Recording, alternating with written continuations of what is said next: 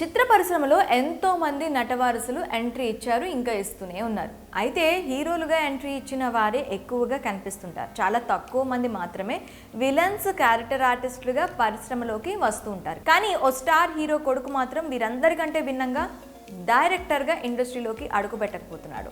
అతడే దళపతి విజయ్ కొడుకు జాసన్ సంజయ్.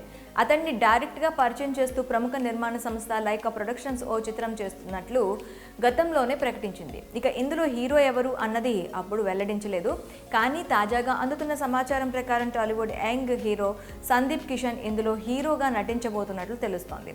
దళపతి విజయ్ గురించి సినీ ప్రియులకు ప్రత్యేకంగా పరిచయం అక్కర్లేదు. తాజాగా ఆయన కొడుకు జాసన్ సంజయ్ త్వరలోనే మెగాఫోన్ పట్టబోతున్నాడు. ఇకపోతే కాలీవుడ్లో భారీ చిత్రాలు నిర్మిస్తుందన్న పేరు లైకా ప్రొడక్షన్ హౌస్కు ఉంది.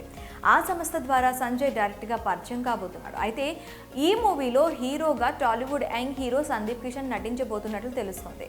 ఇక ఈ మూవీకి సంబంధించి మరో విశేషం ఏంటంటే ఏఆర్ రెహమాన్ కొడుకు సంగీతం అందించబోతున్నట్లుగా సమాచారం.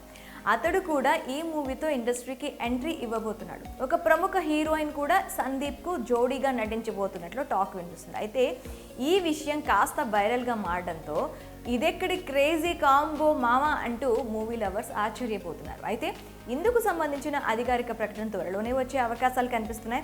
త్వరలోనే ఈ సినిమా సెట్స్ పైకి వెళ్ళనుంది. కాగా సందీప్ కిషన్ ఇటీవలే వచ్చిన బ్లాక్ బస్టర్ మూవీ రయాన్లో కీలక పాత్ర పోషించిన విషయం తెలిసిందే. ధనుష్ హీరోగా తెరకెక్కిన ఈ చిత్రం 100 కోట్లకు పైగా వసూళ్లను సాధించి ఒకవైపు హీరోగా సినిమాలు చేస్తూనే మరోవైపు ఇతర హీరోల సినిమాల్లో కీలక పాత్రలు పోషించడానికి సందీప్ కిషన్ వెనకాడటం లేదు. ఇదిలా ఉండగా జాసన్ సంజయ్ తండ్రి దళపతి విజయ్ నటించిన లేటెస్ట్ మూవీ ది గోట్ కు మంచి టాక్ వచ్చింది. వసూళ్ల పరంగా కూడా విజయ్ అదరగొడుతున్నాడు. వెంకట్ ప్రభు దర్శకత్వంలో వచ్చిన ఈ చిత్రం ఆడియన్స్ ను అలరిస్తోంది. విడుదలైన 3వ రోజే 100 కోట్లకు పైగా వసూళ్లను సాధించింది.